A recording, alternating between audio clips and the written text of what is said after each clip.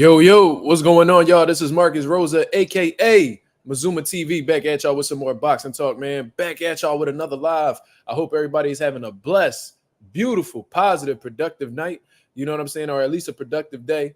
You see what I'm saying? Y'all hit the like button as soon as y'all come in. We got some things that we currently need to discuss going on in the boxing world, man. We on the road to 2K. Let me check how many subscribers I got right now, man.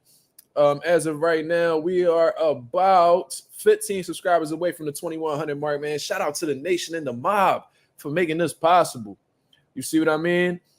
The viewership is doing amazing, man. The feedback has been amazing.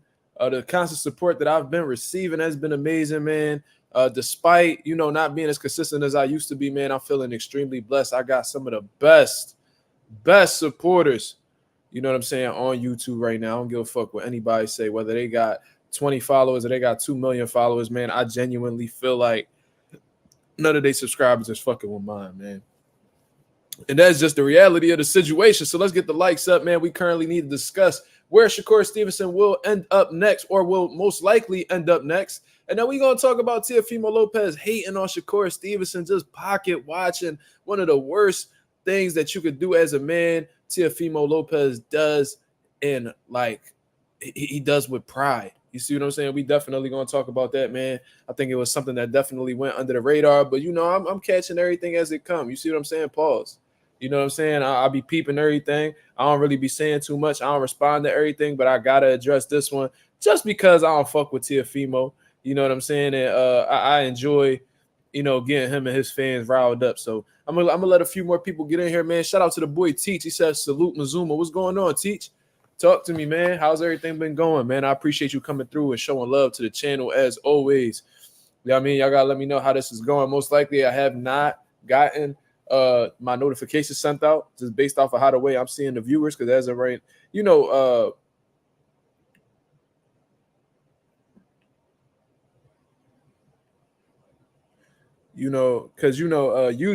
I'll probably have 10 to 15 people on here by now, but it is what it is. Let me let the group chat know that I am live right now. You know what I'm saying? Because they the ones that come through and show love. That's good, Teach. That's really good to hear, my brother. Salute to you. The Keggy, what's going on? Salute. I hope everybody is well, man. We got some things that we need to discuss. You know what I mean? We got to have an honest, open conversation about Shakur Stevenson, what we thought about his performance, man, and where he should be going next. Because obviously it seems like, Shakur Stevenson's mind is made up for the most part in terms of, not being too convinced with, re-signing with Top Rank. You know what I'm saying? I'm not going to say that he isn't going to sign with Top Rank at all or in the future, but it just seems like he's more intrigued with weighing his options as of right now and really exploring free agency, which is what I recommend for every fighter, especially when you're a world championship caliber fighter like Shakur Stevenson. You should never just commit to one promoter. You know what I'm saying? You should be really out here just exploring your options, seeing where the best opportunities are, and just going about it from there. Now, Top Rank has a strong case for 135 in terms of getting the right opportunities for Shakur Stevenson, so it might still be a strong option, but there may be some people that will put Shakur Stevenson in better opportunities in terms of being paid better, you know what I'm saying, and just being in more prestigious opportunities, bigger platforms, and really getting his name up to that superstar level. We've seen that Eddie Hearn has had his interest in Shakur Stevenson. Eddie Hearn has been on the road lately in terms of, signing big names. You know what I'm saying? So in a little bit, I'm going to have to go downstairs and pick up this food real quick. But no, like what I was saying was, Shakur signed Subriel Matias. He signed Richardson Hitchens. He signed, Jaron Ennis. He signed a partnership with Jaron Ennis. He's done business with some of the biggest names in the sport, Canelo Alvarez. So, you know what I'm saying? He's been doing his thing, and I'm sure I missed some names, but regardless, it seems like Eddie Hearn is willing to take on Shakur Stevenson, adding him to the stable. So let's see exactly what's going on. You know what I mean? Shout out to my boy Jay Cash. What up? Pagat Petit, very critical of Shakur Stevenson. He says stay away from Tank. This is what a lot of people are saying in regards to his performance against Artem Harutyunyan, and this is something that people have been saying since the Edwin De Los Santos fight, and I can't really be mad at it. You know what I'm saying? But we really gonna speak honestly about Shakur Stevenson in a little bit, man. Because I do think that like some of the criticism is fair, but for the most part, I think a lot of it is hating. I ain't gonna lie to you. You know what I'm saying? We really gonna talk about it. The Kegi said it's good for him to test out the market, but I think the market is not going to be better than the offer Top Rank has made. That's actually that's a fair opinion. We gonna have to wait and see. You know what I mean? You might be right, but I want to pull up this tweet right here from Michael Benson. You know what I'm saying? Because he had actually brought up something that I didn't know at all. So let's see right now. Shakur Stevenson actually had made this announcement as well. Let me see if I could pull this up. Let me see where I can find it. Okay, right here. Shakur, according to Michael Benson, Shakur Stevenson has revealed that he turned down a $15 million 5-fight deal to re-sign with Bob Arum's Top Rank, guaranteed minimum purse of $3 million per fight, so he can instead become a free agent. So that's a hell of a dice roll. That's a hell of a dice roll for Shakur Stevenson to do. He's turning down 8 figures in a total 5 figures. I mean, I'm saying 5 figures. Fucking 8-figure deal. You know what I'm saying? So that's interesting. That's interesting. So obviously he feels like he could probably get more elsewhere. Wow.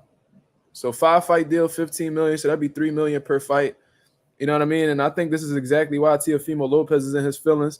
But Ball Out Mixtape Fire says your boy Shakur will lose his Cepeda. Watch. I don't know what made you write that message saying that Shakur is my boy. I could tell that you're new to the channel because if you was familiar with the channel, you will understand that Shakur is not my boy. So you just saying anything in all honesty. And Cepeda, he on a hell of a roll, man. He stopped Cabrera. I think he stopped him in like 3 rounds, and he's a fucking dangerous fighter, man. I mean, he's a dangerous fighter. What can I say? You know what I'm saying? I think that'll be a hell of a fight for Shakur to go up against. I think that'll be a tough style. I think that'll be a real tough style for him to overcome. But regardless, yeah, man. Yeah. But let me go grab this food real quick, y'all, and I'll be right back. Just give me 1 second. Give me 1 second. I'm gonna go grab this food real quick.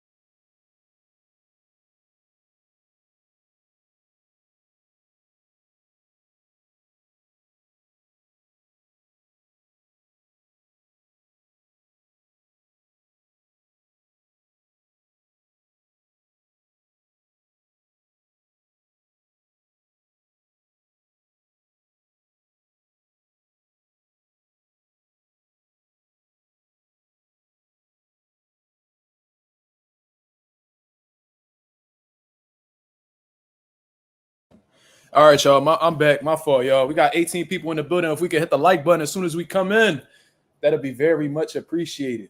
You see what I'm saying? Let's get the likes up. Let's get the likes up. Let's go, baby. But anyways, what I was saying about Shakur Stevenson, man. No, it didn't freeze boxing film. I went to go get some food real quick. I had some food delivered to my crib. My apologies. I'm back. Equip FC, what's going on? Coffee Plant. Ralph, what up? Orlando Finney. what I'm saying? What up? Boxing film. But nah, we were speaking about before I went to go grab the food, man. We were just speaking about Shakur Stevenson. Apparently, according to Michael Benson, Shakur Stevenson announced that he had turned down a $15 million deal with Top Rank, 5-fight, $15 million deal. So $3 million minimum purse.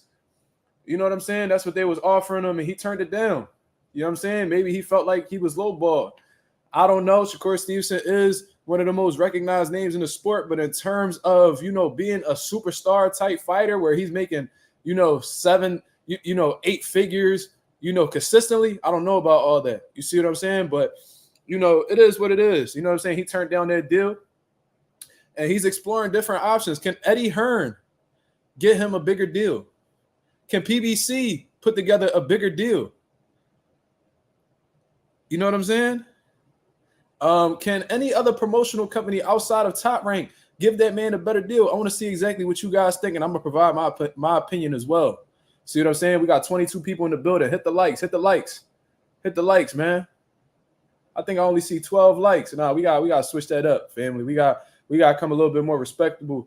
We got to be a little bit more respectful with the likes, man. Let's get them up. Come on, y'all. Don't be stingy with the likes now. I know there's some people that don't fuck with me that be watching, but come on now. Y'all want this quality content? Y'all want this motherfucking good boxing talk, man? Y'all got to come respectable to the table. You see what I'm saying? You know what I mean? There be a lot of player hating ass niggas in the background. You know what I'm saying? I don't know, man. It's kind of fucked up, but it is what it is. Most of the time, y'all be generous with the likes and shit like that, but you know what I'm saying? All right, we got up to 16. All right, fuck it. I'll deal with it. You know what I'm saying? I'll take it on the chin. Pause. You know what I'm saying? MB26, he said, Mark, keep it. I know after watching the track start last night, is a tank fight still a 50-50? I think you meant to say keep it real. I don't know. You know what I'm saying? Shakur Stevenson, his last few performances. Now, looking at this Artem Harutyunyan fight, we got to keep it 1,000. This was a much better performance than the Edwin De Los Santos fight. You know what I'm saying? This was much more impressive in my opinion. I'm going to tell you guys why. This man didn't really take a back step. You know what I'm saying? He trusted his defense, was flat-footed, was walking to him, and he was putting his punches together. The only thing that really that rubbed me the wrong way with his performance was, he really wasn't trying to step on the gas, man. He kept trying to say that Artem was like on survival mode. I didn't really see it like that. You know what I'm saying? I really did not see it like that. I think there was plenty of opportunities where Artem was coming in and, I think Shakur could have let his hands go a lot more. I don't think he was moving around how, he was making it seem. You know what I'm saying? No, flat-footed isn't necessarily an insult. You know what I'm saying? Like Shakur, he keeps his feet planted. You know what I'm saying? He walked to you, and he makes you miss while standing there directly in front of you. It's not no disrespect at all. You know what I'm saying? It was definitely the opposite of his last performance, though. You know what I'm saying? So I had to throw that in there. You know what I mean? Because he wasn't flat-footed against Edwin De Los Santos. You know what I'm saying? And, I thought he did well against Artem Harutyunyan. He did everything that he needed to do. It was just that he could have gotten the stoppage. He should have at least attempted to go for it. You know what I'm saying? But it just seemed like he was content with what he was doing. Now, I brought an example up last night because I gave you guys my post-fight reaction last night in a recording that I put up. And it reminds me of Erislandy Lara. You know what I'm saying? It reminded me of Erislandy Lara. Now, Erislandy Lara, brilliant southpaw, you know what I'm saying? Very crafty dude, very intelligent fighter. And in all honesty, we talking about accolades and, relevancy and longevity. Erislandy Lara needs to be at the top of that list, man. That dude has been around since forever and has been performing at a high level forever. This man done fought Paul Williams, got robbed. This man done been champion for I don't know how long. He's been relevant for I don't know how long, but regardless, Erislandy Lara has had this issue where, especially early in his career, where he uses legs more, he will dominate a fight. You know what I'm saying? The fighter will pretty much be ready to go type shit. He's just getting outclassed. Like, it reminds me of Terrell Goucher. He had fought Terrell Goucher. He dropped Terrell Goucher and all that. And I really felt like if Erislandy Lara made it his sole mission to hurt that man and get him up out of that ring, I think he could have done it. But he just refused to step on the gas. And he was just content with going to the scorecards. That's how I looked at Shakur Stevenson's performance. Shakur, he really blamed it on, Artem being in survival mode and him not wanting to take chances. That's not how I saw it, yo. I think that even with the way that Artem was approaching that fight, I still think Shakur could have got the stoppage if he really pressed for it. His punches were extremely accurate. When he let his hands go, he was doing his thing. He was lighting dude up. You know what I'm saying? I don't think I really don't see it how the way Shakur saw it, in my opinion.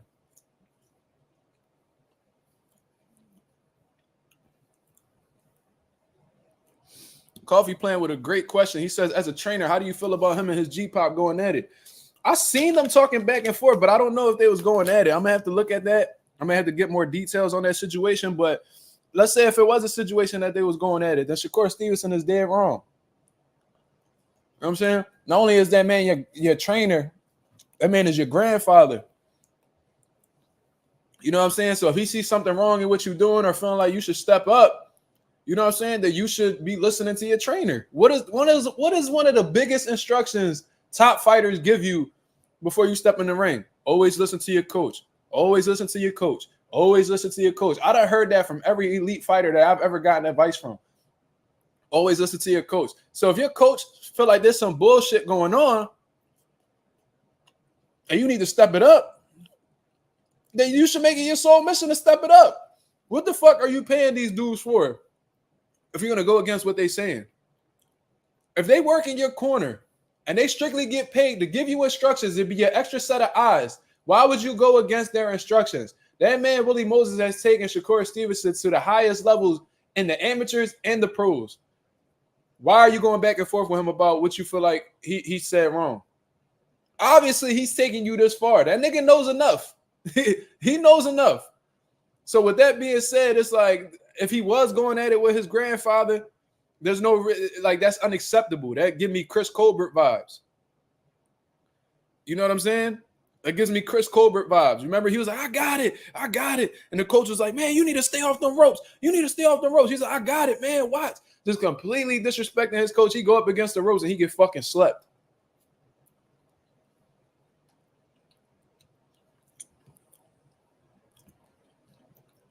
Hot.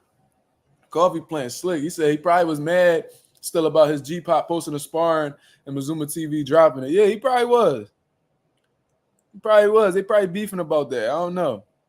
Boxing Film said he back on Twitter talking, bro. I mean, he's acknowledging what y'all calling him. You know what I'm saying? He turning that negative to a positive.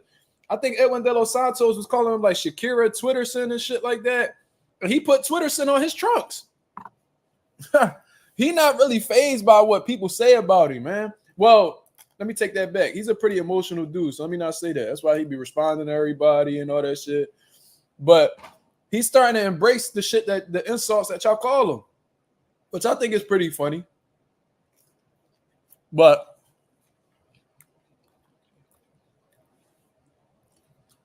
the Kegi says it didn't help he was on the same card as Abdullah Mason. Yeah, I hear exactly what you're saying, man. Abdullah Mason showed the fuck out. That kid is special, man. He said, who more emotional, Tank or Shakur?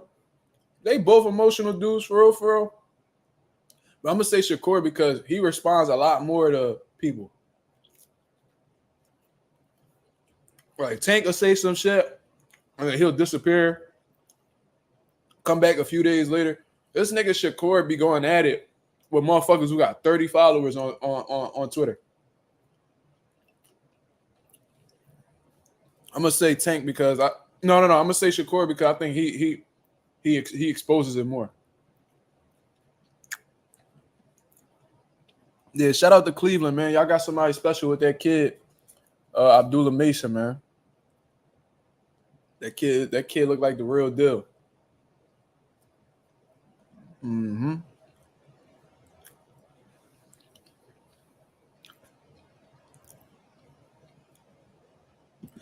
He said, why did Tank not react to the fight? He quiet. Well, Tank make it clear that he don't watch boxing.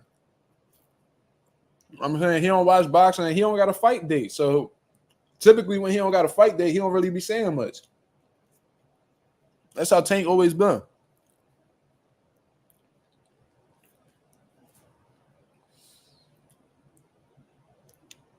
Pro Up Dan says that was on purpose. Bob trying to swing the fans Abdullah away.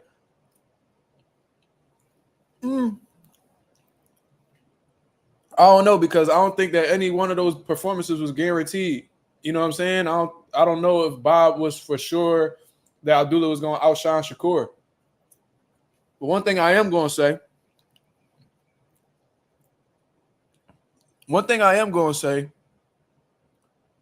Mr. Keep Running Your Mouth. That's interesting.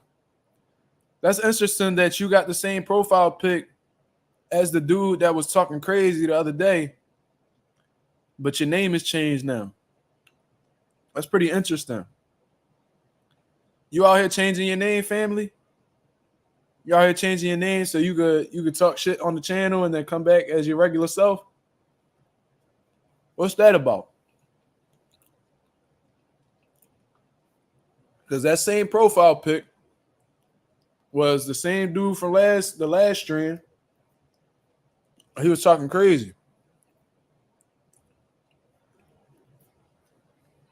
So what's that about?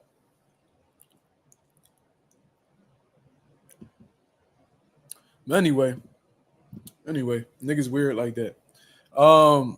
What was I even saying? That shit got me caught up. No, what I am gonna say though is ESPN and Top Rank really emphasize people leaving the arena when Shakur Stevenson was fighting. And that was on purpose, man. I'm saying they understand that's his last fight with them and all that shit. Shakur made it clear he's not re-signing with them right away.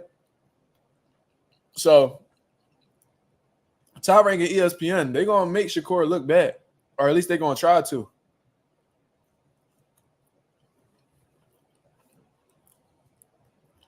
And I love how Mr. Keep Running Your Mouth just stop talking. You see that shit, y'all?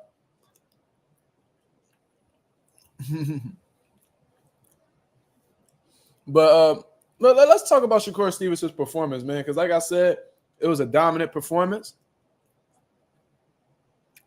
Yeah, he was the dude that was talking crazy on Philly, and you know, every time I said something, he was like trying to contradict. He was trying to like be the contrarian and shit,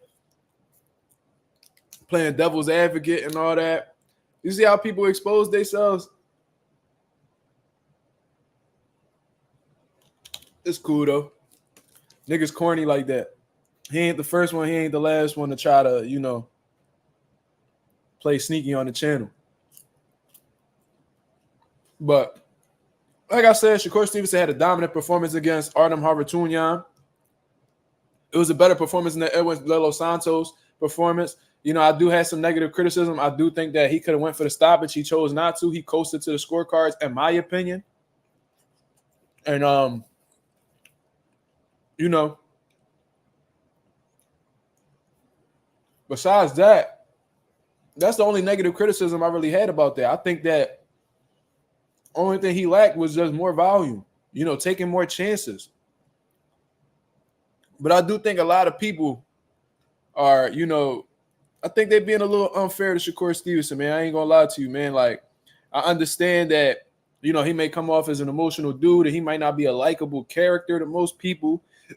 But at the end of the day, man, regardless of what y'all say, Shakur is one of the best fighters in the world. You know what I'm saying? He's a spectacular talent, and there's a reason why a lot of these dudes don't want to fight him. It's a big reason why a lot of people don't want to fight him. Somebody brought up William Cepeda beating Shakur and all this shit. People don't even understand that William Cepeda's team turned down that fight. Go listen to Coach Panda when he talks about Cepeda fighting Shakur. He don't want that fight at all. He got so much respect for Shakur. He be keeping it 1,000. They don't want that fight. De La Hoya, you know, Golden Boy, they don't want that fight for Cepeda. Not right now. They be talking, but when they sent them offers out, they was real quiet.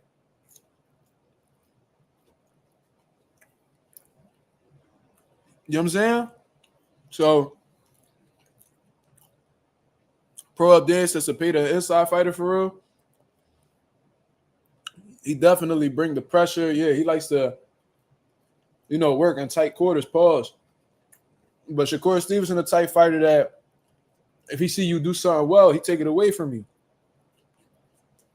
And I don't know if Cepeda got that many dimensions to his game where he can adjust to Shakur Stevenson. Based off what I've seen with Cepeda, he seems like he's a one-dimensional motherfucker. That's just me, though. Prove me wrong. Shakur is going to be having that boy shadow boxing, man. I know y'all don't like Shakur. You know what I'm saying? Y'all real critical of him. Well, we got to keep it real at the end of the day.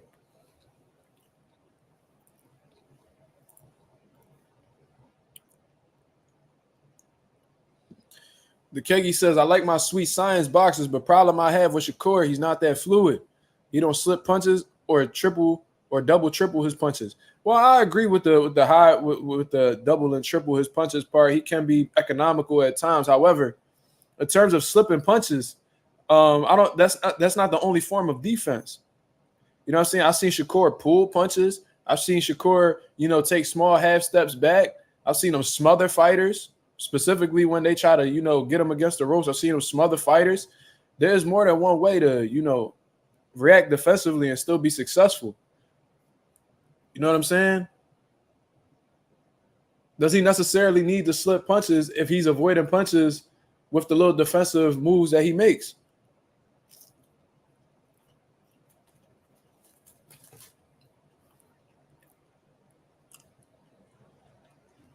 You know what I'm saying? But in terms of his punch output, I share the same problem as you, Kegi. Not gonna lie to you. It just bothers me when, I call it a dead man walking. And I'm very critical of my fighters when they do that as well. There's been opportunities with my fighters where they could have stopped fighters, but they chose not to. I don't know if it's because they don't believe in their conditioning. I don't know if it's because, they just being cautious. They want to secure the victory. But, you know what I'm saying? If you leave a dead man walking, you should be ashamed of yourself. That's how I feel about Shakur. He should be ashamed of himself. All right, you was dominant. Be happy about that. Okay, you got the victory. You know what I'm saying? But you could have did better. And there's always room for improvement. Like, even if Shakur would have stopped him, I'm sure he could point out some shit he could have did better. You know what I'm saying? But I keep hearing y'all talking about him talking crazy to his coaches. So I'm going to have to go back and watch that. Because I seen him going back and forth, but I didn't know it was like a dispute. I just thought that they was talking about the game plan or whatever the fuck they had going on. I wasn't able to hear the audio, but now I'm going to go check that out.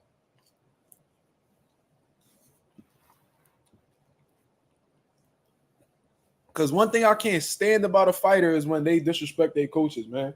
Or when they talk back to their coaches and think they know more than their coaches. It's just so ironic to me. Like, if you feel like you know more than your coaches, then why the fuck are you paying them 10% or whatever flat fee you paying them to lead you in the boxing ring?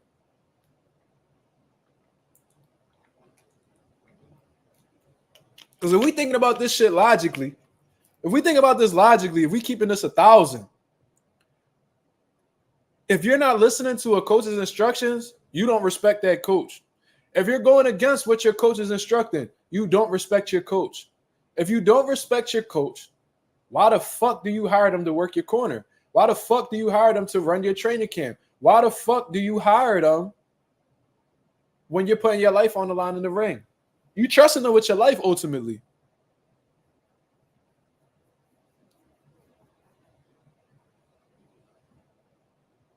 Says Shakur said, you acting like I'm losing.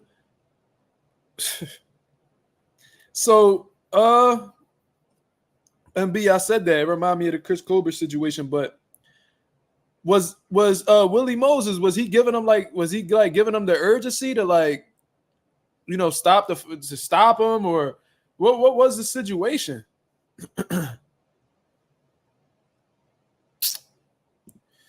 Shout out to my boy Ralph. He said the one thing I respect about Shakur is that he took accountability about not stopping dude.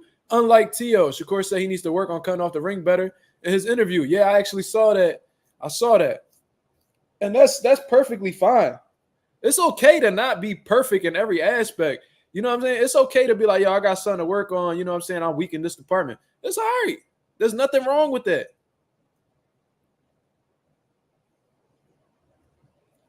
You know what I'm saying? But it's when you blame other people for why you fucking up. That's when, you know, you starting to sound like Teofimo and all that shit. You know what I'm saying? So that's actually dope. You know, Shakur got some good things about him, but, you know, he definitely got a little bit of arrogance to him as well, man. It's you know, he got his pros and cons just like everybody else. You know what I'm saying? So you said Willie told him to go back to his jab. Go back to the jab. Okay. Shakur said you acting like I'm losing. Let's see. This is the thing. It's like that. That's just complete. You know, it's complete stupidity.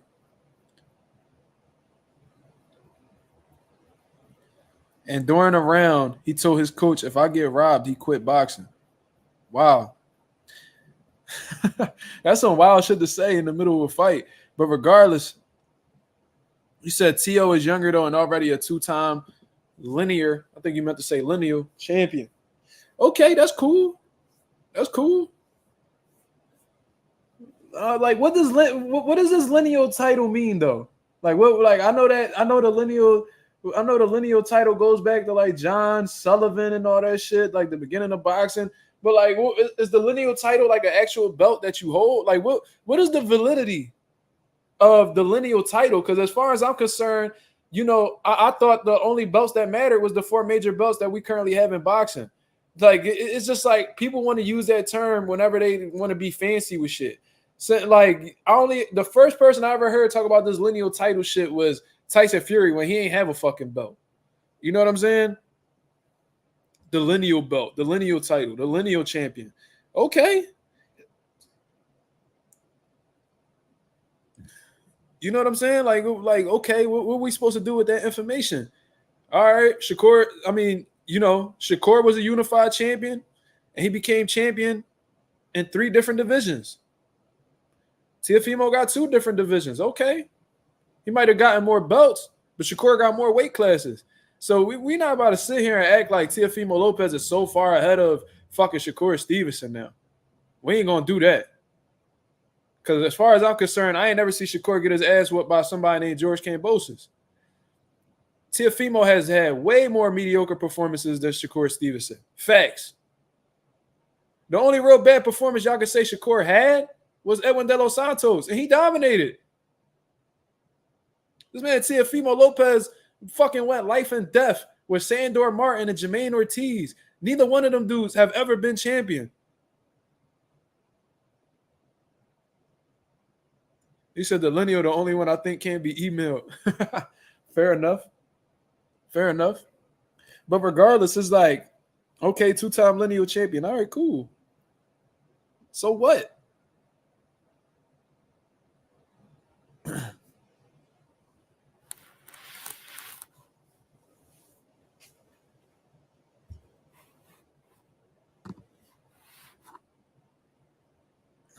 Okay. You said meaningless, though. AB was a 4-weight world champion against weak champions. Lineal at least means you've beaten the man when beat the man. Listen, man, I know you're not comparing Adrian Broner to Shakur Stevenson. I know you ain't doing that. You talking about the worst 4-division world champ in boxing history. You talking about one of the most overrated champions in boxing history. You comparing that man to Shakur Stevenson? Shakur Stevenson is a 3-division world champion that has beat some notable names.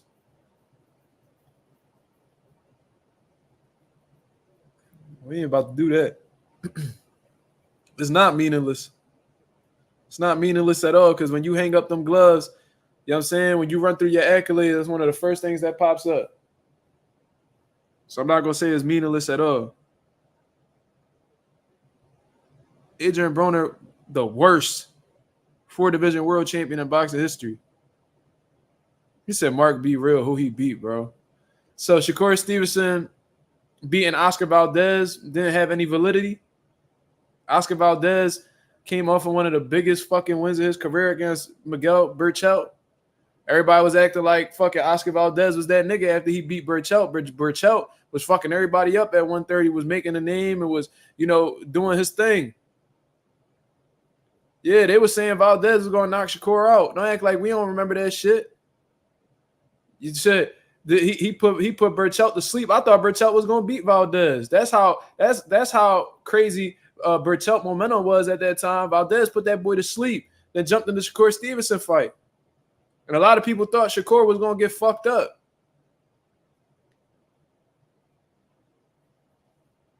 Look at this dude. Look at this dude right here. He said, a flat-footed Mexican, right? But when Tank do it, it's a problem. Bro, why you keep talking about Tank? Who's talking about Tank, my nigga? Like, ain't nobody here talking about Tank. Like, you so infatuated with Tank that you sit here just blatantly trying to discredit Shakur to try to keep Tank name up. Bro, do you see Tank name in this title at all? Like, don't nobody give a fuck about Tank on this live, my nigga. Like, we not talking about him right now. Y'all brought up the only valid shit that was brought up about Tank on this live so far was like, Shakur ain't beating that Tank. Okay, that's an opinion, cool. But we not about to sit here and discredit fucking Shakur Stevenson because, you know what I'm saying, Tank is around. Like, we could give both of these niggas their respect and go about the live properly. You see what I'm saying? That don't really make sense for you to discredit Shakur. Oscar Valdez was one of them guys. He was one of the best fighters at 130 when Shakur fought him, and Shakur dominated him. He said Valdez is on that juice shit. He might have been. Shit, he might have been.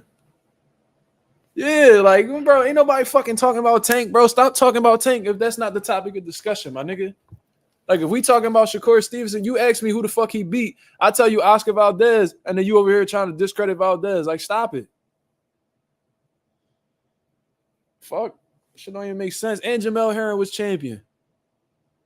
I don't even fuck. I always thought Jamel Herring was overrated, but he was champion, and he beat some notable names too. He beat Lamont Roach, who's a champion right now. Jamel Herring did. Then he went and he fucking beat what the fuck is this dude name? The UK dude, little white dude. He stopped him. Carl Frampton. He beat Carl Frampton. Yeah, he beat Carl Frampton, sent him to retirement. That's two names right there. And then everybody, there's people that be giving Edwin De Los Santos all this credit about being one of the top guys at 135. Shakur beat him. The fuck, what is we talking about? I be hearing people in their mind, everybody in their mind talk about Edwin De Los Santos could beat he beat Rayo. Oh, he could beat him. Yeah, K7 Jamel Herring ain't no slouch. Like I said, I always thought he was overrated, but I'll give him his credit for what he did. You feel what I'm saying? I didn't really think too much of him, but that's still a champion. Shakur beat him. He stopped him. Oscar Valdez, he dropped him. He dominated him. Like, stop it, man. Like, Shakur, this is the thing. It's like Shakur Stevenson, if you don't like the motherfucker, cool. There's plenty of motherfuckers in boxing I don't like. I don't like a lot of niggas. I'm going to keep it a buck. But I'm going to give them their credit when deserving of it. Let's say, I don't fuck with Edgar Berlanga, right? But let's say Edgar Berlanga fight Canelo hypothetically and he stops Canelo somehow, some way. I'm not going to turn into a fan of this nigga. I'm going to still dislike him. But I'm going to give him his credit for beating Canelo Alvarez. You see what I'm saying? Is that going to happen? Fuck no. But I'm just saying, in a hypothetical situation, I would still give Berlanga his credit, even though I don't like him. I'm not despite popular belief, I'm not the biggest fan of Devin Haney. I'm not. I don't really fuck with his style. I like his jab. You know what I'm saying? He got some good movement, good athleticism. But, I don't really fuck with him all like that. But I do give him credit for what he does. I respect his character, how the way he moves. A lot of people don't like him, but it is what it is. I could separate how I feel about a motherfucker for what the motherfucker accomplished. I could give somebody credit and still not fuck with them.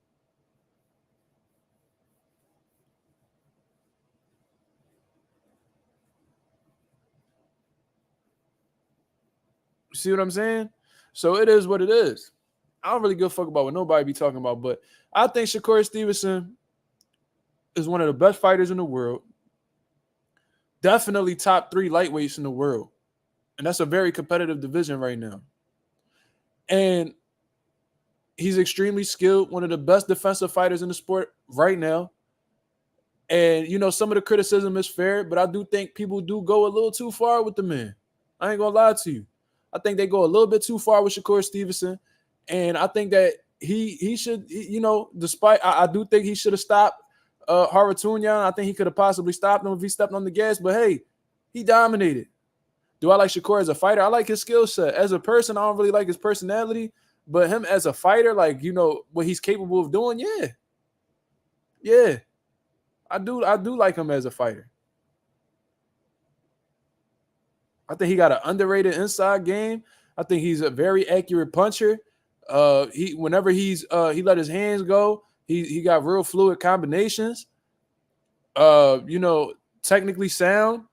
It's a reason why he gets co-signed by a lot of these dudes. This man had Andre Ward, Floyd Mayweather, and Terrence Crawford walking him out simultaneously going into the Edwin De Los Santos fight. Real recognize real, bro. Goats recognize goats. I'm not saying Shakur a goat, but you feel what I mean. He's getting co-signed by some of the best fighters within the last 15, 20 years. The problem with Shakur is he don't fight the way he talks. Yeah, that's valid. That's valid. Because you would think somebody talks so much, you think they be about shit. You know, it is what it is. He's winning. That's the thing. It's like, I heard somebody I think somebody had asked me a question like, oh, does Shakur need a knockout? So does he need a knockout going into this fight? And I was like, you know, it would definitely be beneficial and get, you know, his fans back on the right page with him. Because like I said, boxing fans are very fickle.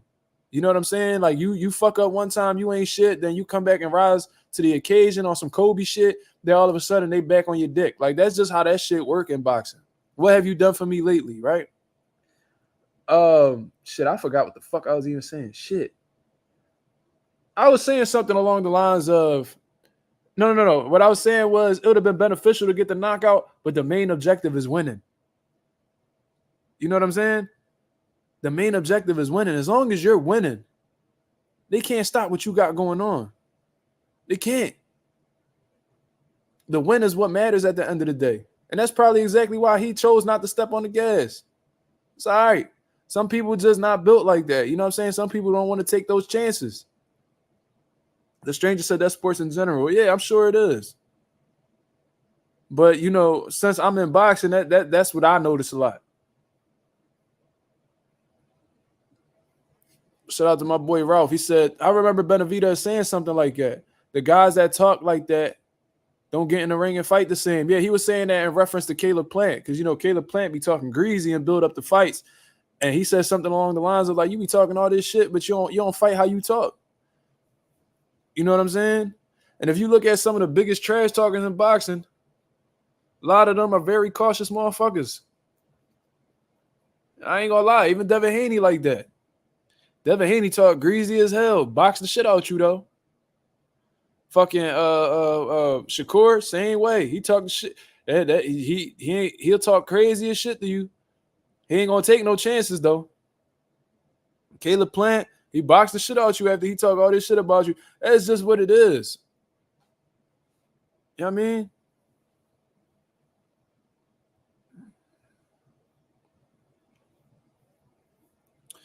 Shout out to K7. He says, majority boxing fans never been in a fight, but this sport is different. You could talk trash to them. Basketball, football players with boxing is truly a warrior and alpha male sport. That's a great comment there, my brother. Adrian Broner, he used to fuck people up. But yeah, he talk crazy, he talk greasy, and then he lay an egg. That's who Broner been for years already. Before the Pacquiao fight, all that shit. Right after the McDonough fight, that's who Broner became. The stranger said, who do you want to see Shakur fight next? I would like to see Shakur Stevenson. You know, obviously I want to see the Tank fights. You know what I'm saying? I want to see the Loma fights. But I would like to see him versus William Cepeda. Why not? I would love to see him go up against that style because there's still a stigma around Shakur Stevenson that, he's scared of power punchers. And I want to see how he does against William Cepeda. How are you going to be able to neutralize William Cepeda? How well can you dominate William Cepeda if you're even able to? Because, this boxing, anything could happen. But him versus William Cepeda, that would be a great fight. I would love to see that fight. If not, Tank is most likely going to take Lomachenko. You know what I'm saying? So who does that leave him with? Raymond Mortataya got a fight date. You know what I'm saying? I don't know. He gonna be in a tough spot.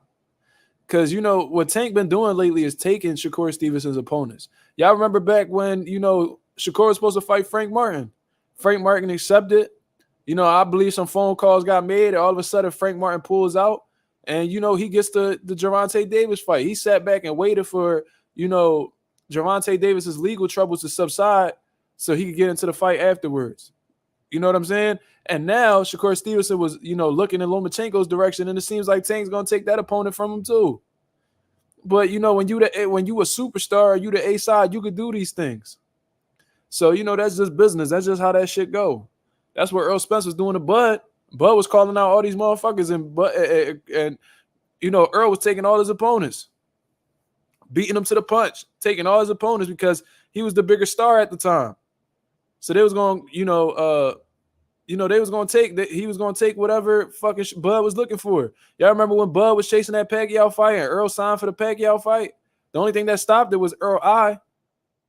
You know what I'm saying? I think even when Earl posted it, he put hashtag blame Al. Blame Bob. Blame it on Bob or some shit like that. You know what I'm saying? So that's just the business of the sport, man. Shakur Stevenson in a tough situation right now. And, hopefully his performances improve, because if they don't, and he keeps putting these lackluster performances on, or, performances that fans aren't, too excited about, then it's going to kill his stock.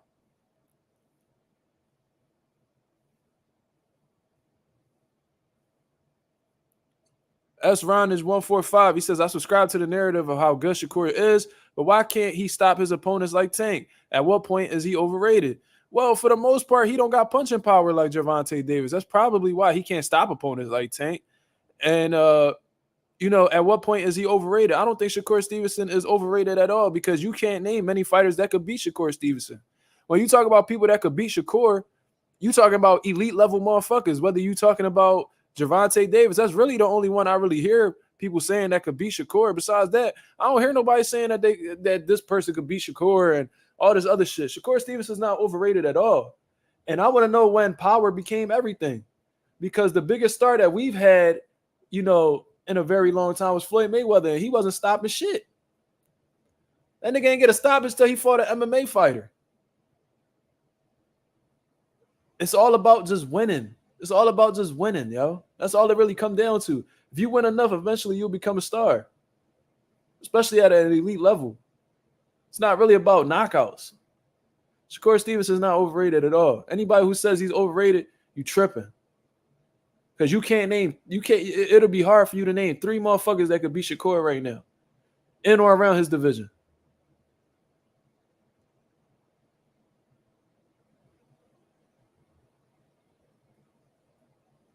You know what I'm saying? That's just my opinion, though. Mr. Keep running your mouth. Look, he came back. He came back. Look.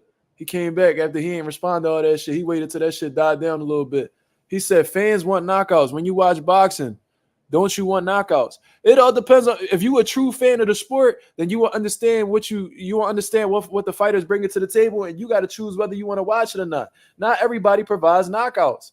You do you want everybody to have the same qualities and fight the same? Absolutely not. Yo, listen, I've been in boxing my whole life. You know what I'm saying? I've been in boxing my whole life. Not everybody is going to be able to give you the knockouts. You see what I'm saying? Not everybody built like that. Tim Bradley wasn't built like that. Fucking Paulie Malignaggi wasn't built like that. You see what I'm saying? There's a lot of people who wasn't big punchers, but they still made exciting fights and found ways to win.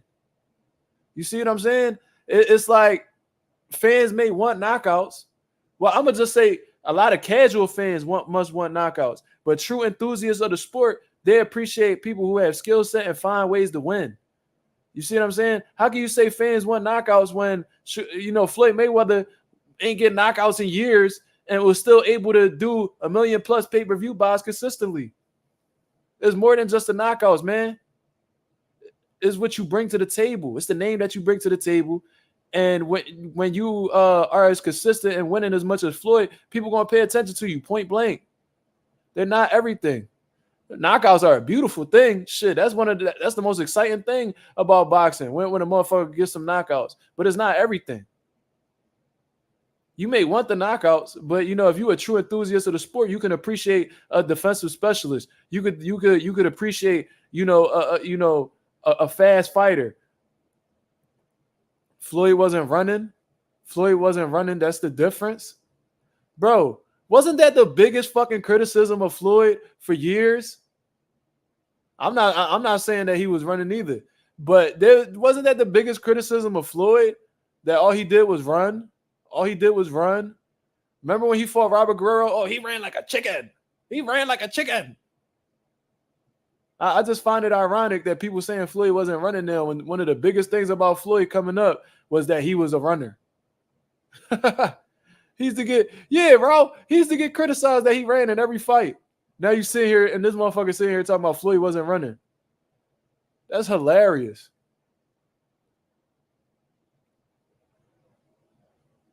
That's hilarious. You see how people flip the script to go, to face their benefit? That shit is hilarious, bro. All of a sudden, Floyd never ran. He said, was you the biggest fan of Floyd back in 2010 when you were younger? I was a huge fan of Floyd. But I'm not the one saying that he wasn't running. I'm not the one saying that he was running, though. I'm just saying what other people used to say. You know what I'm saying? I was a huge fan of Floyd. I used to watch all his 24/7s. Ricky Hatton 24/7, the Shane Mosley 24/7, Miguel Cotto 24/7. I ain't gonna lie to y'all. Sometimes I look back and watch it. Still to this day. Just to get that feeling back when I was a young boy, man. I love Floyd Mayweather coming up.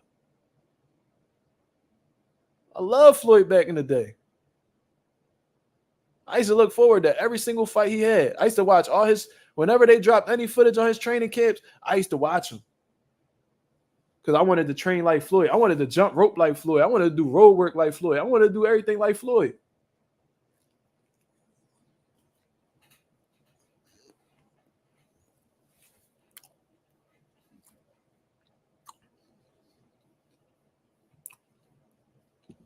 All right, what is this nigga talking about? What is you talking about, bro? Remember you told us you was in the living room watching Floyd and everyone was rooting against him when you was watching with friends and family? I probably did say that. That did happen. But what's your point? What was your point? I don't understand what your point is. Mind you, this same nigga just got exposed. Like, I don't understand what your point is. Like, yeah, that happened. So what? Like, what you getting at? The fuck? Yeah, that's what I'm trying to understand. Like, what you talking about?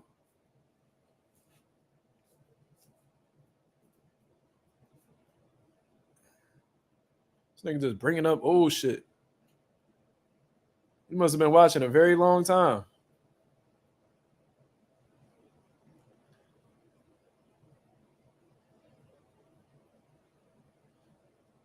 Yeah, he told that. Yeah, Floyd told Shane he looked like a leprechaun and shit.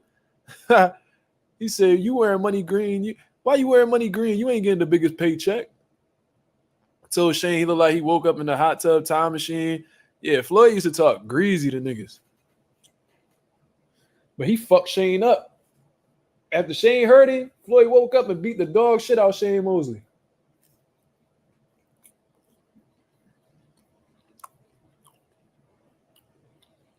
But yeah, man. Like I said, some of them criticisms about Shakur Stevenson ain't fair, but I ain't gonna lie to y'all. A lot of y'all niggas is overdoing it. Y'all overdoing it.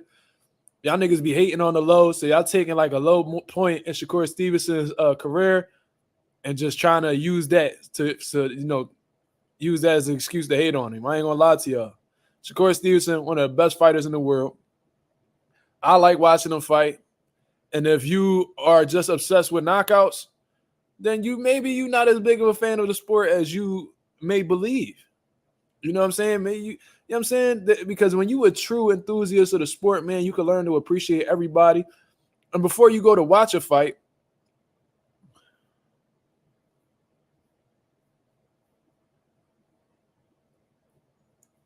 oh wow, this nigga is a fan for real. This nigga's a fan for real. He said, "Nah, I was actually watching since 2017. I remember your channel. I first seen you when you and Jamal was going back and forth on the IG live when you told him to face Jesse Hart at 168." Okay, so like, okay, appreciate it. That did happen, by the way, y'all. Me and Jamal used to argue on Instagram.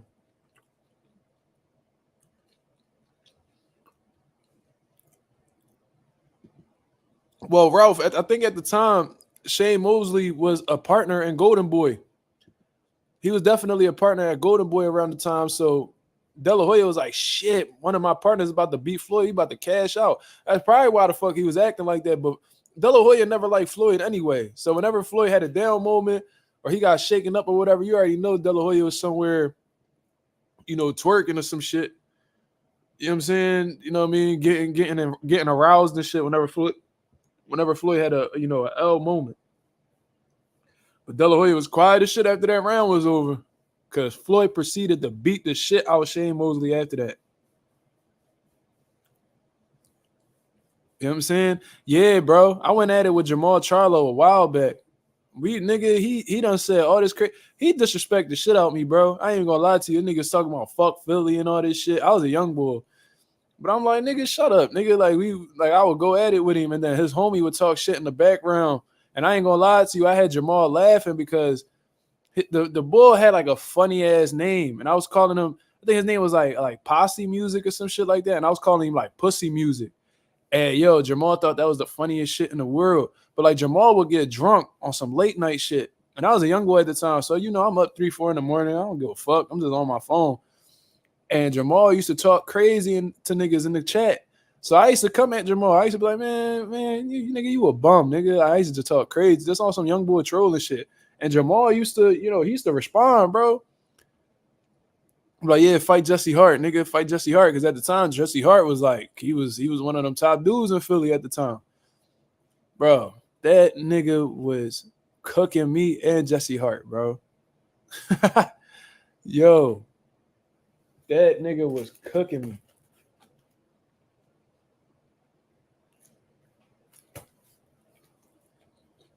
But Jamal always went live when he was drunk. Always. Yeah, that's what he was telling me too. He was like, oh, you mad I knocked J-Rock out, nigga? I said, nigga, I don't even rock. Nigga, fuck J-Rock, nigga. I don't even fuck with J-Rock, nigga. Fuck you talking about?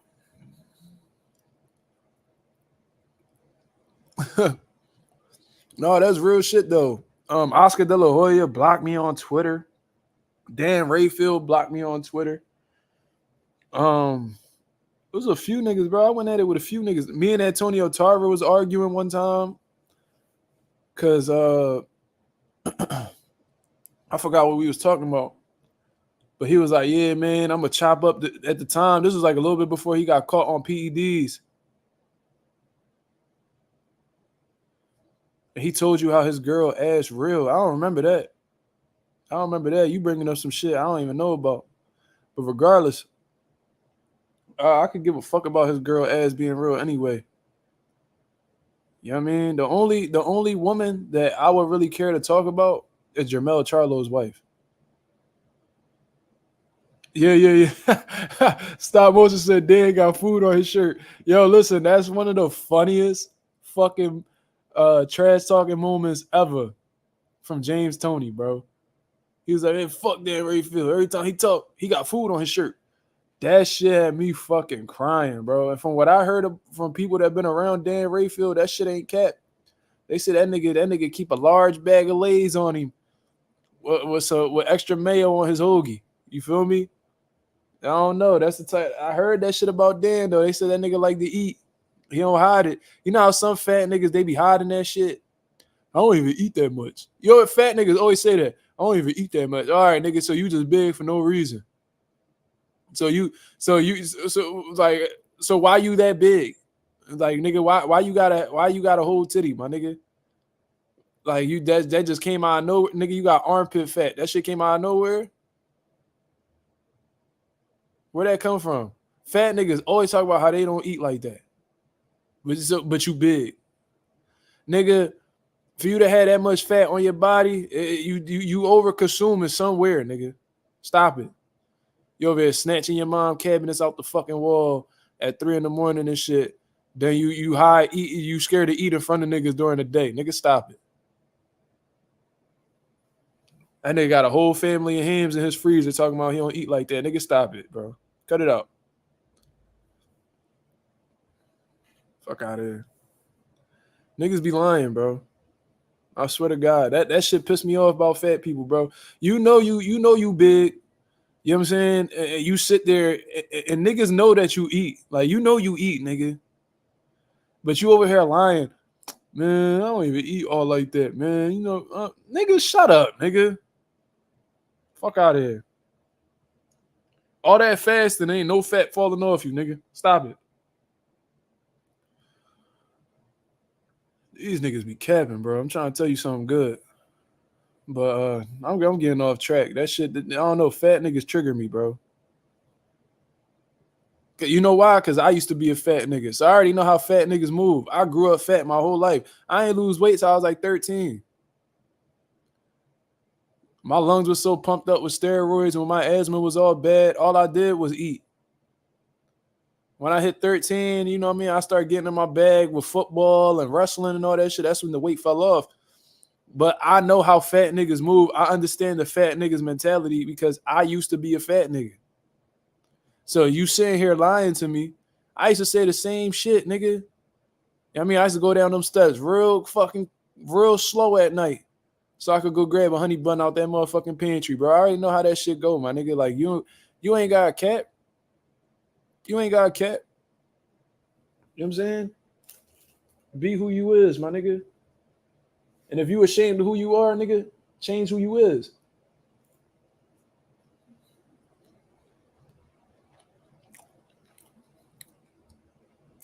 You said, Mark, you gotta remember puberty does lose your weight. Nigga, I was running 3 miles a fucking day, nigga.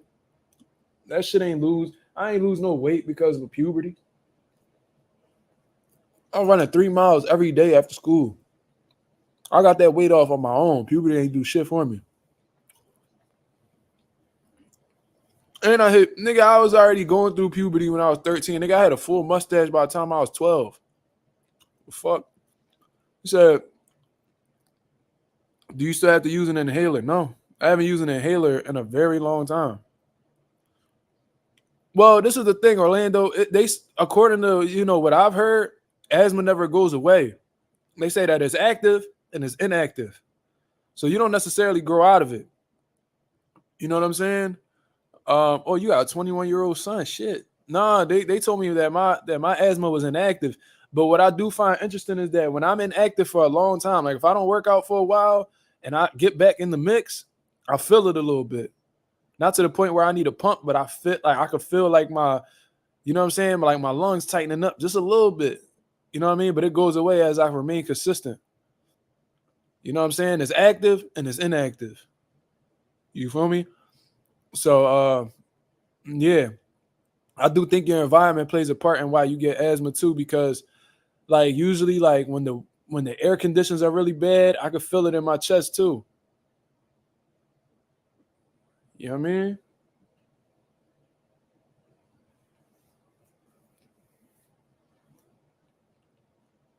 I remember I was trying out for the police academy back in like 2020, I think like 2020. And I passed everything. I ended up dropping out because of the whole George Floyd situation. But I remember that I was running. I was doing the 1.5 mile run. I had to do it in like 13 minutes. And bro, I just remember like my lungs just tightening up all crazy. And it was because of the cold weather, bro. We was running in like 30-degree weather. Yeah, it's a blessing, bro. Yo, Orlando, I had my own machine. I had my own machine with the face mask and all. Whenever my lungs got real tight, and like the liquid they would put in there was like Benadryl mixed with like some type of steroid. It'll open my lungs up, and I'll fall right asleep. I used to have that machine with me all the time. I used to be in my mom's room with the mask on, with all the vapor, coming out and shit. I got smoke coming out my mask. That's how bad it was, bro. I was in the hospital for weeks at a time because of my asthma. I missed a lot of school time in my early years because of asthma. You know what I'm saying? I know how that shit go, man. So, I hope in due time, your 21-year-old, you know what I mean, finds a way up out of that situation. That shit sucks, man. That shit really sucks. Keep that pump on you, man. Stay working out. Stay away from foods that could, may trigger your asthma. You know what I'm saying? Yeah, that shit was mad annoying. Yeah, Dabrowski, it really was. Yeah, man, I beat asthma, and I'm in the process of being ulcerative colitis right now. You know what I'm saying? I'm beating ulcerative colitis right now as we speak. They told me that I was gonna have to cut my colon out and have a shit bag. I was like, y'all got me fucked up because every medicine that they try to give me wasn't working. So they was like, oh, we're gonna refer you to a surgeon, and he's gonna talk about options. I said, man, I ain't doing none of that shit. I did some research, got in touch with the right people who specialize in, natural medicine and all that. And boom, now I can do whatever the fuck I want. I can eat whatever I want and walk around this bitch unaffected. Now, mind you, it's like asthma, where it's like it don't leave you. I gotta deal with this the rest. I gotta deal with this the rest of my life. But since getting in touch with that natural medicine, that Chinese medicine and all that shit, most days it feels like I've never had it. You know what I'm saying? So that's just what it is. Orlando, I would really look into like doing some research, looking for some natural products that could, ease the symptoms of asthma and stuff like that. I would really look into that. Because I'm gonna tell you what, these hospitals ain't got the recipe for you, man. They want to keep your son sick. They want to keep your son in the hospital. They want to keep him on an asthma pump. But if you do your research properly, you know what I'm saying, and really do some research, try out some products and shit like that, I guarantee you will find something that, will put your son in the right direction. These hospitals don't give a fuck about you, bro. You just a bill to them. You just you a money sign when you walk in. They don't care about you. I'm telling y'all a lot of personal shit right now, but fuck it. And this ain't even boxing no more, but fuck it. I remember the one time, like right before I found out my son was on the way, they had recommended this medicine to me. And I'm like, yo, what's this? And they told me what the medicine was, and you know what I'm saying, the success rate of it. And then they was like, this product, it has a high remission rate, which means that it's cured a lot of people. But we realized that a lot of people between ages 22 to 28, there's a high chance that they may develop Hodgkin's lymphoma. And I'm like, what the fuck is that? What was Hodgkin's lymphoma? Bro, that's fucking skin cancer, bro. Skin cancer. So you mean to tell me y'all want me to try this medication and it's successful, but there's a high probability that I might develop cancer in the process? Why the fuck would I do that? Why the fuck would I do that? That's when I knew. I was like, yo, these hospitals don't give a fuck about nobody, bro. So you gonna put me on this medication, and then there's a probability I might have skin cancer. So then y'all gonna send me to a whole different department in the hospital and just keep charging me up. Because I keep developing all these different illnesses because y'all keep giving me bullshit medication. Get the fuck out of here.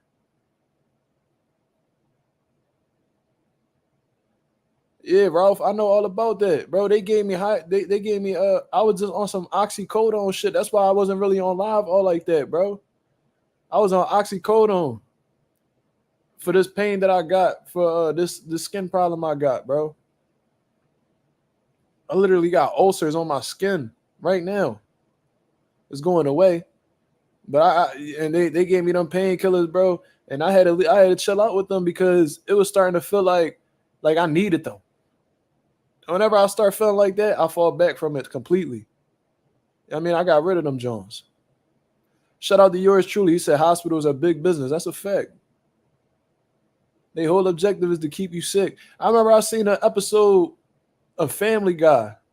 It was an episode where like this dude had like the cure to cancer. And it was like, yo, why didn't you ever tell nobody that you had the cure to cancer? And the dude was like, why would we give everybody the cure of cancer when we could just give them treatment and just build them every step of the way? You know what I'm saying? This is all facts. And you know, this is somebody I've had this chronic illness for about 5 years already. So can't nobody tell me that I'm wrong. You know what I'm saying? It is what it is. You know how many doctors I done cursed out, bro? Not even cursed out. I ain't gonna say that. I wasn't like too dramatic with it. But you know how many doctors I had to put in line? Like, that's not what we doing. Because they'll talk to you like, oh yeah, this is what we gonna do. No, we not doing that.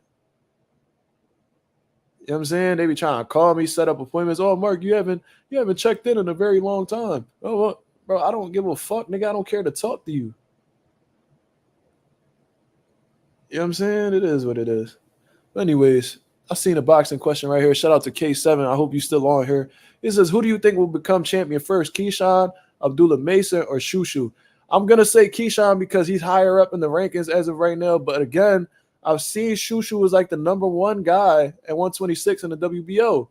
So it all depends on who Top Rank feels like pulling the trigger for next.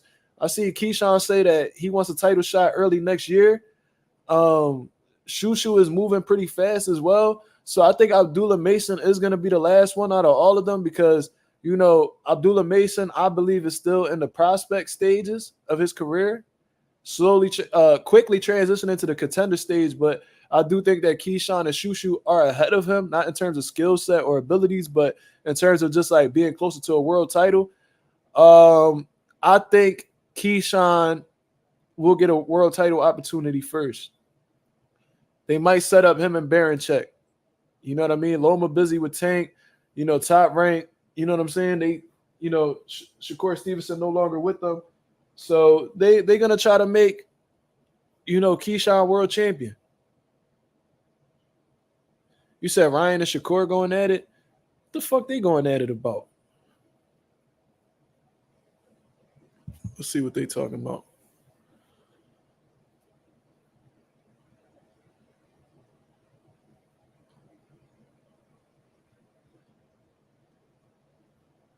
Let me see. Are they going at it?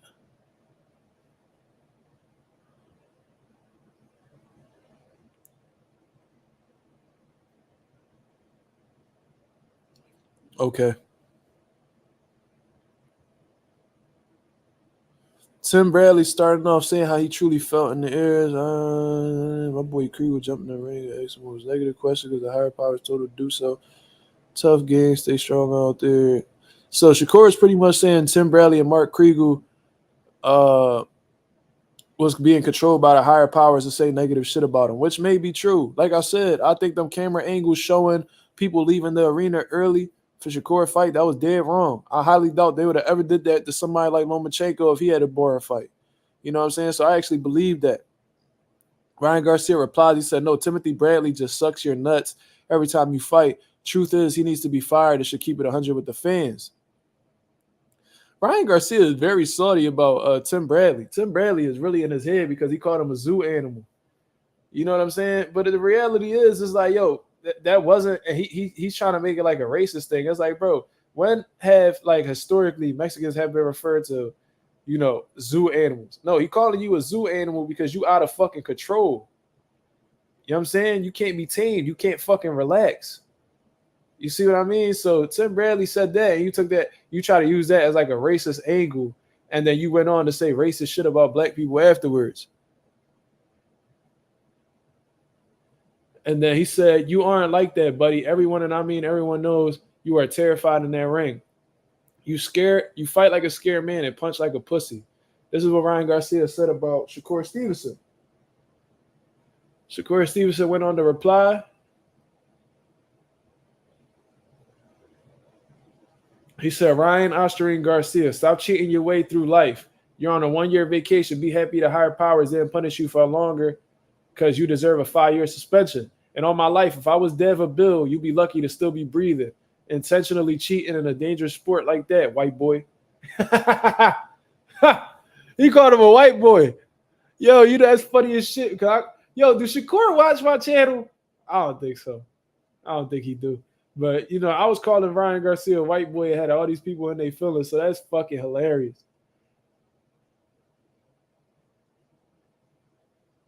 But, yeah, they had a little back and forth or whatever. But, yeah, it's just the audacity of Ryan.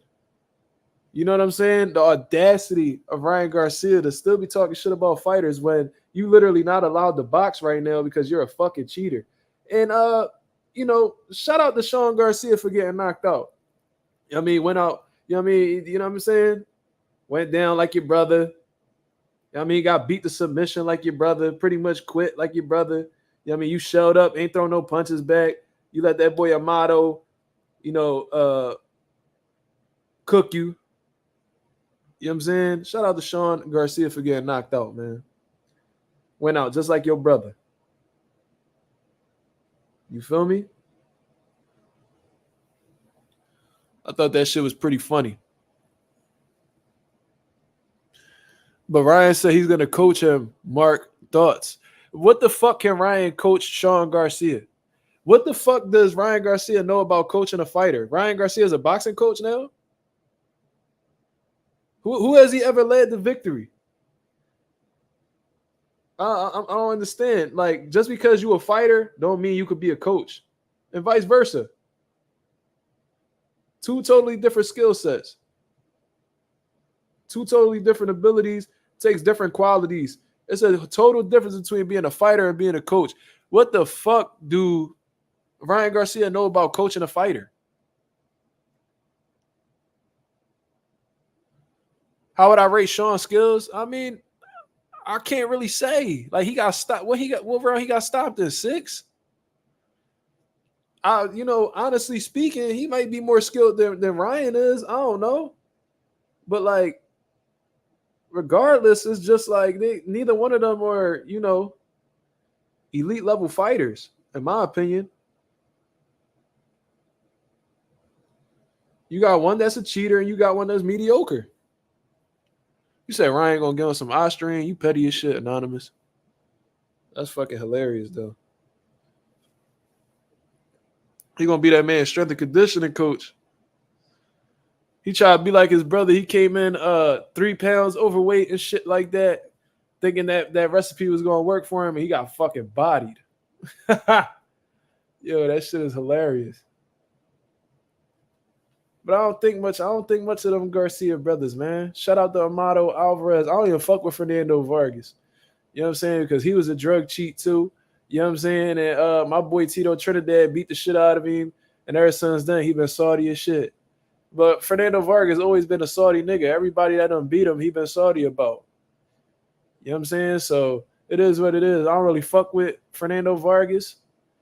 But, you know, I'm rocking with him whenever he goes up against, you know, the Garcias. Simple and plain. Yeah, he got dropped with an uppercut. Yeah, he did. Put him right on his ass, and then when he got up, you know what I'm saying, he got punched. You know what I mean? He got punched out. You know what I'm saying? He was defenseless, and the ref stopped it. Yeah. You know what I mean? It's easy. But yeah, man. So I've been on here for a little while now, so I'm gonna talk about this last topic right here. I'm gonna talk about Teofimo Lopez hating on Shakur Stevenson. You know what I'm saying? This says a lot. This says a lot as to why, you know, Teo feel away about Shakur. This shit is hilarious, bro. So check this out. So Teofimo, I believe he was at the other fights with you know, Jorge Masvidal and Nate Diaz and Shane Mosley Jr. versus Daniel Jacobs. Shout out to Shane Mosley Jr. for getting that victory too. It is an older Daniel Jacobs, but it's still a champion on your resume at the end of the day, and hopefully it gets Shane Mosley a bigger opportunity. He called out Erislandy Lara. You know, that might be a solid fight if Erislandy Lara don't end up fighting Danny Garcia. That's a solid fight for Lara. I think Lara might be too much for the young man, but that's just my opinion. You see what I'm saying? Regardless of age. But let me pull up this video from Teofimo Lopez real quick. And let's see what he has to say about Shakur Stevenson, man. He was hating like shit. Hold up. Did you catch the Shakur fight on the app? Or? Man, ain't nobody watching that shit. Did you hear what happened? No, I didn't. There was a decision. Huh? People walked out? Well, it's his last fight with Top Rank, so good riddance. All right, then. This is his last fight with Top Rank, so good riddance. Like, Teofimo Lopez is so happy that Shakur Stevenson left Top Rank. Yo, this dude is hilarious. But anyways. Hey, to everybody. Lomachenko and Hank after. Nobody's going to care about that. Shakur has said that I never fought a guy with 7 losses. Yeah. Tiger gave a great account. But he just fought a guy that had only 7 KOs. And like, nigga, Haratunyan had 12 wins. He was 12-1 with 7 knockouts, nigga. 7 out of 12. What is that? A little less than 70%? Like, come on, dog. Stop it. You fought a nigga who had what? 7 losses? 7, 8 losses? Got stopped once, got multiple draws. Bro, you fought you fought a journeyman, a Canadian journeyman, my nigga. What was it, 12-1? What was it? His record. Nobody knows. Come on, guys. Don't come at me. Come on. I've done my work. 2-time lineal world champion. We've done our job. You know what I'm saying? Just as a fan, what would be Shakur's value as a free agent? Like, do what they give me, $2 million.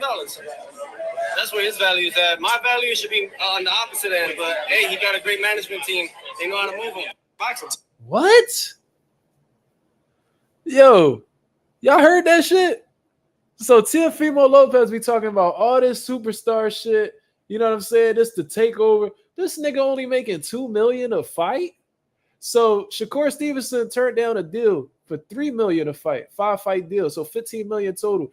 He turned down a $3 million deal. And you talk about, oh no, they need to give him the same thing that he gave me, that they give me, $2 million. I should be on the opposite end, but no, nigga, you should not be at the opposite end. You not no fucking star. You ain't no fucking draw. And the fact that they offered Shakur Stevenson more money than they offered you, it speaks a whole lot. It speaks a whole lot. So this motherfucker, Teofimo Lopez, I know they asked him the question, but the fact that you want Shakur to be on the same pay grade as you, come on, dog. That's why you so mad. That's why you so mad at these other fighters, dog. Yo, it makes so much sense why you go out your way to hate on motherfuckers, because you got a shitty deal with Top Rank. They pay you like shit. They treat you like shit. Had you fighting on they had you fighting on a Thursday not too long ago? They had you fighting on a Thursday not too long ago. They was treating you like shit. They paying you like shit. So you see all these other motherfuckers getting good deals and, you know, getting better situations than you, and then you talk shit about them. You see what I'm saying? And like, I seen him, like, he just randomly hates on people. Like, he went out of his way to hate on Boots. Never heard him hate on Boots. Now that Boots got a partnership with Matchroom, and he about to sell out his hometown in Philadelphia at the Wells Fargo, whatever the situation is, you went out of your way to say that 30 of his fights were club fights? Mind you, Boots got 31 fights. So you went out your way to say that all his fights were club fights, when this motherfucker been fighting on Showtime for a good amount of time now. So you just decide to hate on Boots. You mad because Boots didn't accomplish as much as you, yet he's about to be making a lot more money than you. Can't make this shit up. This dude, Tio, he's so bitter. He's so mad. Remember when he said that his next fight was going to be in Honduras, and you know what I'm saying? All this shit. What they told him, man, we ain't fighting in no fucking Honduras. Take this fight in Florida, nigga. You feel what I'm saying? Ralph said Boots probably get paid more than T.O. Shit, if he don't, I bet you he getting the same amount of bread as him. If he don't get paid as much as, if he don't get paid more than T.O., I bet you they on the same exact pay grade. Agent 007, he said, what I missed? Oh, you missed a whole lot, my brother. We was talking about Shakur, what's next for him. You know what I'm saying? We went into a whole little spiel about, health and all that shit. And now we over here talking about Teofimo Lopez pocket watching, hating on niggas. You know what I'm saying? It's sad, bro. It's sad that I didn't even know that Teo was only getting that much. So it means no matter who Teo fights, he only gets $2 million. That's crazy.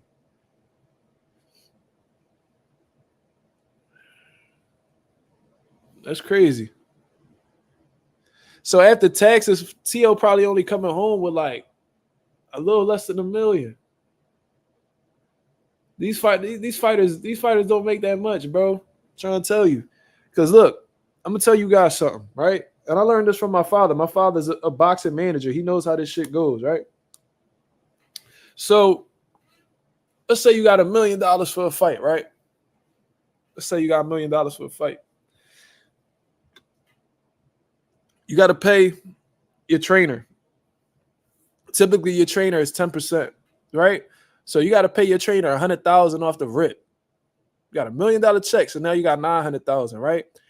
You got to pay your corner. That's about 5%. So that's $50,000, I believe.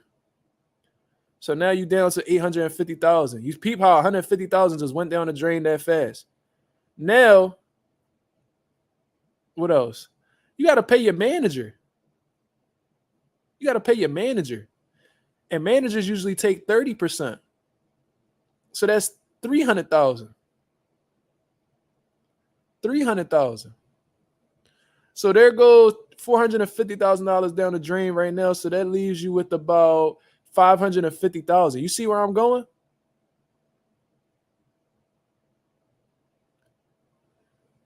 And I didn't even mention taxes yet.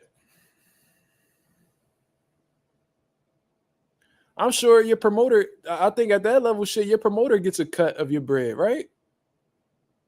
No, we're going to leave that alone. We're going to leave that alone. But what if you got an advisor that takes 5%? Bro, the end of the story is just because you getting paid $1 million don't mean you coming home with $1 million. So on some real shit, bro, T.O. lucky to come home with $800,000. Lucky to come home with $800,000. Obviously, he might have endorsements, whatever the situation is, that put a little extra bread in his pocket. But these niggas ain't really getting paid like that. So I see why T.O.'s so bitter. I see why he's so bitter. Man, literally sitting there pocket watching Shakur Stevenson. No, pay him the same amount as he paid me. Pay him the same amount that he pays me. Like, nigga, what? I don't know, man. I don't know. He said T.O. be fighting my coworkers. That's crazy. You got some nerd, and then he talking shit about Artem Harutyunyan. It's like, all right, Artem Harutyunyan ain't the best opponent. That's solid. I mean, that's fair. Bro, you cannot talk about nobody's opponent, bro. You fought a nigga with 7 losses who wasn't even ranked in the top 5 or top 10 in your sanctioning body. You picked the 15th person in your sanctioning body to pick a fight against. Like the audacity, my nigga. Like, what? Man, it is what it is, bro. Anyways. The Agent 007, yeah, we was talking about that. I said that Shakur should fight Cepeda next. That's exactly what I said. You know what I'm saying? Because I think Tank about to take that Loma fight away from Shakur. And plus Shakur not re-signing with Top Rank, so they not going to give him that opportunity any fucking way. So that leaves Shakur with William Cepeda, but is Golden Boy going to cash? Because it might be a situation where, Shakur might fuck that money up for Cepeda and Golden Boy. So is Golden Boy ready to cash out Cepeda yet? Are they ready to give him up? Or are they going to keep building him up so that he could probably get a bigger check at the end of the night? I don't know. Cepeda may be the only elite option for Shakur right now, but that doesn't guarantee that Top Rank is going to give Shakur that opportunity to face Cepeda right now. But I would love to see Cepeda and Shakur fight next.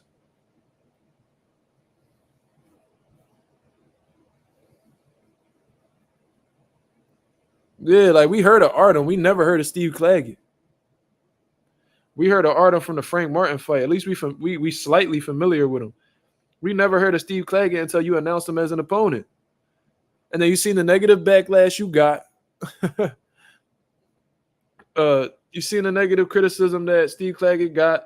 So you was going around talking about we don't got no opponent yet. You know, we just staying locked in at the gym just to announce him as the fucking opponent anyway. But, you know, J Cash says, off topic, but Puerto Rico national basketball team looking nice heading into the Olympics. Yo, I completely forgot that, you know, like the Olympics is, you know, cooking up with basketball right now. I completely forgot about that, but that's what's up. That's what's up. I'm not too familiar with, you know, Puerto Rico and Puerto Rico's basketball team. I had a homie of mine that actually played for Puerto Rico in the Pan American Games a few years back. His name was Paul Graham. Shout out to Paul Graham. But yeah, I don't really got much to say about that because yeah, I don't know. Rouse said, I saw Kenneth Sims post Cap on a post that had T.O. saying there was nobody to fight at 40. Of course it was Cap. You think Kenneth Sims would have taken that opportunity? They haven't given him an opportunity since he punched on Elvis Rodriguez, bro. They haven't given that man an opportunity at all. You think that he would have turned down a fight against Teofimo? Hell no. That's why I was saying, I'm like, yo, you mean to tell me that Teofimo went through his ranking system with the WBO and 14 people turned him down before he got to Steve Claggett? Fuck no. He strategically cherry-picked Steve Claggett. He been looking like shit against fighters that could box and fucking move. So he wanted a style in front of him that'll make him look good. Somebody that'll stand in front of him and allow him to punch on him. He chose Steve Claggett. He chose the perfect style, and he looked good against Steve Claggett. Why? Because Steve Claggett was tailor-made for him.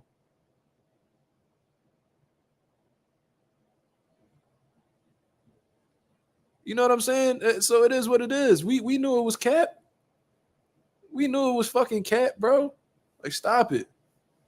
Don't nobody believe that shit T.O. be talking about.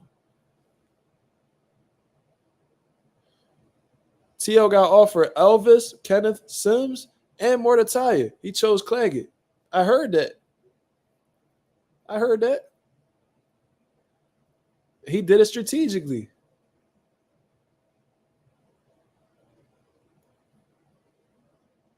And that's crazy because I think he could beat Elvis.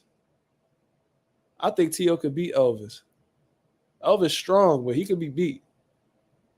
T.O.'s athleticism, his speed. I think he'll beat Elvis though. Kenneth might be a little bit tougher, Mordecai, you know, but Elvis, he could beat Elvis. That's crazy.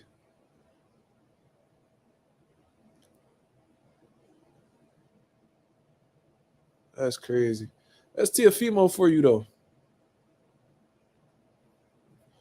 What can I say?